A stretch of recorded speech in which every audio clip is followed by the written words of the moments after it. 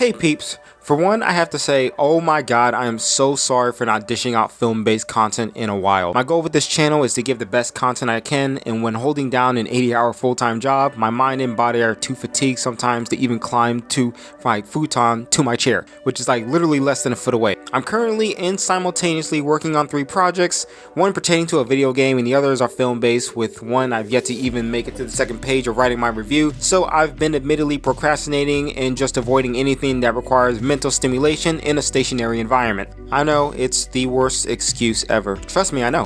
Which is why I shortened my last recommendation video. I really want to extend my videos, so I'll do my best. I just want to consistently deliver content as a starting channel, but my work ethic is severely lacking, honestly. I have no plans of giving up, but I'm working on my dedication level, so thank you for those who are actually sticking around with me, because I can't picture myself doing anything else as a side hobby at the moment, if that makes any sense to anybody. So with that being said, just so you all don't think that my passion for films is dying or anything, I'm adding 3 more to my recommendation list with 8 instead of 5. I'm slowly trying to pump the numbers up because it's one of my favorite things to do, is to give people new movies that they probably haven't seen or heard of or might have heard of and haven't given it a chance yet. So I'll try to vary my list up so that there can be something for everybody. So I hope you enjoy, and if you like my content, like and subscribe to the channel. It definitely lets me know that I'm doing something at least right. So here we go. So number 8 is My Hero Academia Heroes Rising. Now this one is strictly for the MHA fans. Now I'm not recommending 2 heroes because I haven't seen it yet. I know people watching this video will be confused about why that's the case, but I was still in the process of watching the series, and Amazon Prime had this one for free before they made me have to pay to rent it, so I pounced on the opportunity before that happened. The sequel essentially focuses on the UA students sent to an occupied island far from Japan without any pro-hero supervision whatsoever, and practice hero work themselves. Without really spoiling anything, the villain of this film is named Nine, and he's a limited quirk stealer that invades the island, and of course the characters have to stop him. While the story is good for the most part, it doesn't really have quite as many layers as the series itself. It's essentially them having to stop just another bad guy, but what I will credit the filmmakers with is that it feels both isolated respectively, and it feels feature length. The stakes are constantly raised, and I was pretty invested throughout. The action scenes themselves look great and are well animated, showing the budget that was sizable for a film of this measure based off the series. I love the consistent chemistry and teamwork the UA characters displayed throughout, and the new characters, both the hero and the villains, were enjoyable. The music by Yuki Hayashi was great and suited well in the film, followed by some stellar sound design when the action gets turned up to 11. And speaking of action turned up to 11, the final act is absolutely bonkers, and I mean that in the best way possible. My only few criticisms is that while I do enjoy the main villain, I kind of felt Nine was just a nerfed version of the series' main villain, All For One, which I know was kind of the point, but considering that All For One is my second favorite character in My Hero Academia, I was just kind of missing him for most of the time. I will say that Nine does manifest into his own as far as his signature quirk is concerned, so it wasn't too distracting beforehand. Also, I am very relieved that this is non-canon. While it does have elements that connect in the universe, it doesn't associate with the series' overall arcing chain of events. I'm bringing this up because there are moments that don't really add up and would have been detrimental to what came before, so it's just a bridge that connects but really doesn't. But overall, I enjoyed this both times I watched it, and if you're a starting MHA fan, I would definitely recommend checking this out, but watch 2 heroes first. It's insanely fun, incredibly fast, and emotionally involving, more so than I expected, and it's definitely worth your time, so check it out.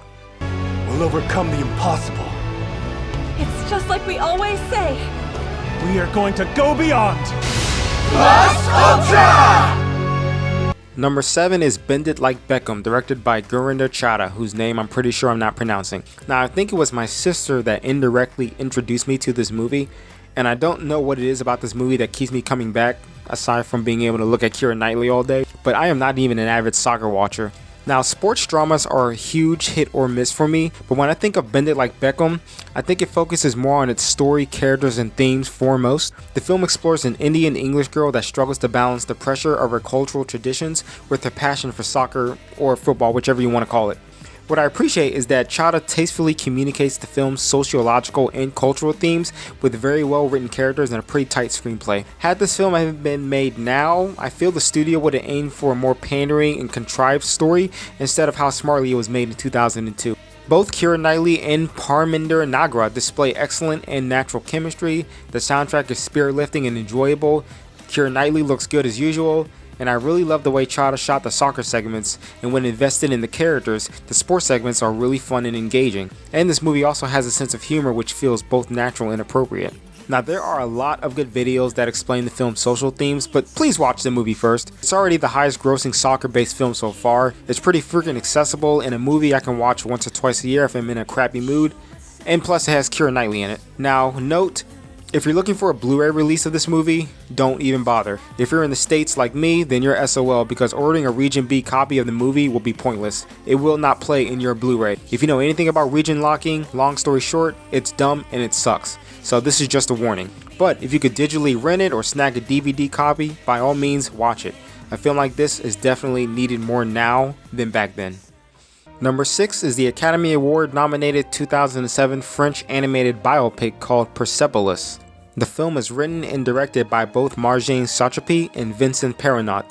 The film is based off of Marjane's graphic novel series of the same name, which I haven't read since I was a teenager after seeing the film for the first time. Marjane's story is both harrowing and occasionally sad and tragic, and her experiences are communicated very strongly, not just through her illustrations in a novel, but also the transition into animation. We are shown her personal experiences as a child through adulthood during the Iranian Revolution in the 70s and 80s. Both the animation and art style is simple, quirky, and expressionistic, while the historical context in the story itself add nuance and realism that not many animated films of this type can pull off. It's a very mature story that I doubt younger kids will really find themselves being invested in, but this movie came at the right time for me in my life where I could see my personal struggles through Marjane's own, and by then this movie has stuck with me ever since. Now, my only real complaint, and this is actually a pretty petty one, is that the English dubbing, while good, could have had everyone stop sounding American except the main character. I know that it's a stupid complaint, but with the exception of the dubbed Eastern films, various countries dubbed with the same accent can be a little distracting. It doesn't affect the experience of the film, especially if you dislike subtitles, but I do wish that they broadened their voice casting choices just a bit. But aside from that, this movie is excellent. It's a fun watch. It's informative, hilarious, and entertaining, so check it out while you can. Number 5 is Tom at the Farm, directed by Xavier Dolan. Now, I already recommended his last film, Mommy, which came out a year after this movie, and after seeing Tom at the Farm twice, I can't really decide which one I like more. I think it's safe to say that both films are better than Matthias and Maxine, which was kind of trash, but both films have very strong presentations and stories that are separate from the norm. I'd also like to add that Dolan is younger than me, and he's been making movies of this quality since his early 20s. He wrote, directed, and stars as a title character, and he executes all three beautifully in this film. Now let me just say this movie is weird, bro. Like, it's really weird. It's more so how the story is told. It's not spoon-fed to you outright how the story or information is developed, so I admit I was a little confused on my first watch. Without spoiling it, it can be pretty disturbing and uneasy, but at the same time, it's pretty funny and thrilling. Dolan definitely gives off modern-day Hitchcock vibes, not only with the thriller element, but also with the music, which is great and tonally appropriate. Another notable thing about this film is how it utilizes the letterbox during pivotal or important scenes. This is attuned to Dolan's style that he's done in his other films, and it really does elevate the experience. Overall, I definitely recommend this film, and if you haven't seen Mommy yet, I'm gonna find you. It's like I'm kidding. But check it out, both movies. Number 4 is the sci-fi classic Ghost in the Shell, the original. Do not watch this one at all. Don't ask me why, it pissed me off. Maybe I'll do a video and rip it to shreds, but I'm not promising anything soon. The original is considered a highly influential piece of Japanese animation in the early 90s, and if there's one thing to appreciate about anime of the 80s and the 90s, the detailed fluidity in the animation itself. This mostly goes for their feature films. I feel some of that is gone nowadays, but you'd be lying to me if you told me that this film does not hold up to this day. I love the dark cyberpunk atmosphere, the Blade Runner-esque feel, the unique choice of music. It really is an immersive experience, and with it only being 85 minutes long, it feels short and sweet and is still rewatchable in my opinion. Now, my only real criticism is that while it doesn't affect my viewing experience now, the film has an unorthodox pace in my opinion. Without spoiling anything, the plot of this film happens in a very short span of time, and it can feel jarring for the first time. When I watched it, that's what it felt like, so it left me a little cold. But over the years, the film left me with a lot to think about and absorb, so the pacing doesn't really distract me anymore. It's just that it's a simple narrative with a lot to say underneath. It's a very cool science fiction plot that stands up there with classics like Blade Runner and Akira. I'm pretty sure many of you have already seen it, so at this point in time, I'll say again, skip the remake and just watch this one. So this one is a very high recommendation for me.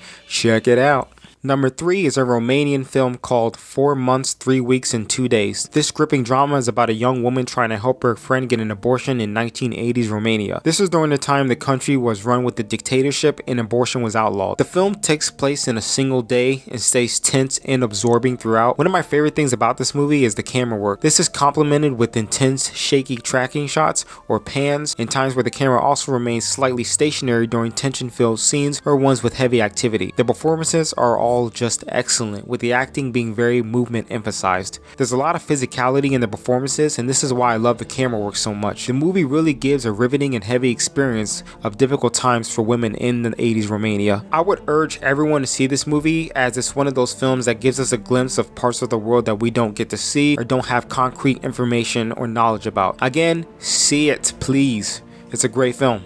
Check it out. And number 2 is the animated film Anomalisa. Now, I'll probably start evangelizing Charlie Kaufman's works in the future because I consider him to be the single greatest screenwriter in the modern film medium. He's consistently shown he's head and shoulders above many others, from being John Malkovich to the Academy Award-winning screenplay Eternal Sunshine of the Spotless Mind, and to his latest Netflix original, I'm Thinking of Ending Things. This is one of those movies that exceeded my expectations when I first watched it, and I'm so glad that Kaufman got a chance to have his vision fully realized. Much like Kaufman's other films, the experience elevates after seeing it more than once. While this is probably his least complex movie, it still manages to tell a deeply introspective and mentally imaginative story that explores the human condition in surreal ways. Kaufman manages to deliver intellectual ideas with quirky, clever writing and can successfully connect with his audience on a deeper level. Very few writers can actually do this, and as an aspiring writer myself, Kaufman's works are always a source of inspiration and a blueprint for understanding how to implement these ideas properly. But Kaufman isn't the only artistic titan that made this possible. Duke Johnson co-directed the film, and with their teamwork, they managed to beautifully direct and craft this film,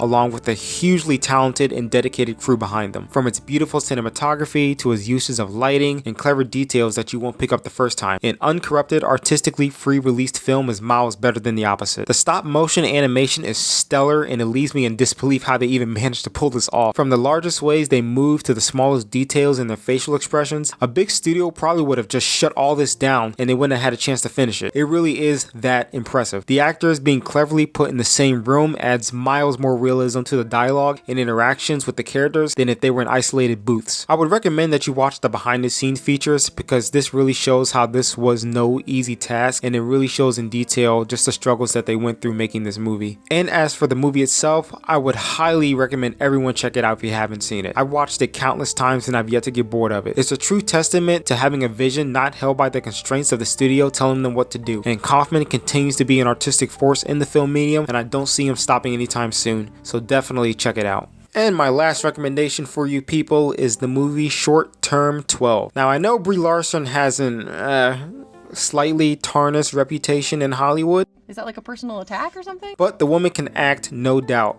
And this is my favorite movie of hers. She plays a character named Grace who helps run a group home for at-risk teens. I don't want to say anything more because the story itself is very well told and the characters are all very strong. And now back to Larson, she adds so much depth and humanity to her character, and as the story progresses, we can understand why she makes some of the more questionable decisions. John Gallagher Jr., Lakeith Stanfield, and Rami Malek are great as well, as also the entirety of the supporting cast. This is a movie that has a pretty important perspective on why the youth need guidance in a world that doesn't always understand them or regard them with care. Now, I don't think that this movie is all peaches and cream. Some of the dialogue really annoys me for some reason, and occasionally I felt emotionally manipulated, and I hate that. But aside from that, I really dig this movie, and despite seeing it after 5 years, it actually hits pretty close to me how personal it is, especially as somebody that actually works in the residential field. I definitely believe that anyone can really enjoy and appreciate this movie. It has an affectionate, feel-good tone, complemented by a simple yet very touching score, and the movie as a whole just leaves you sort of warm inside. Definitely see this movie if you haven't, because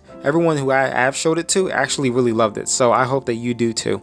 And I hope you enjoyed the video. Once again, leave a like and subscribe. This video definitely took a while to make, but if you enjoy my content, I definitely would appreciate some support, and I'll see you next time. Much love, peace out, and love y'all.